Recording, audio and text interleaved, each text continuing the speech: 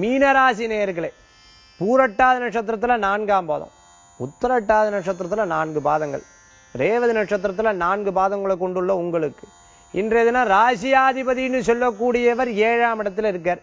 உங்க ராசியிலேயே புதன் சுக்கிரன் இருந்துட்டு இருக்கு.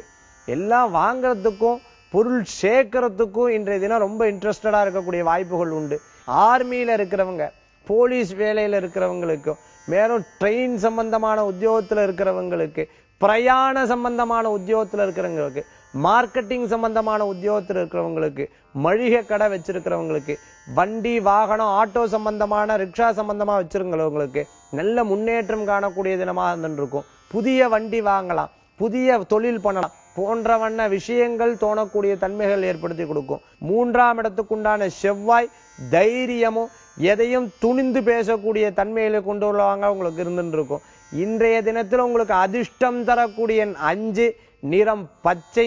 வழிபாட்டுக்குண்டான தெய்வம் அம்பிகை வழிபாடு, உன்னதமான வழிபாடு.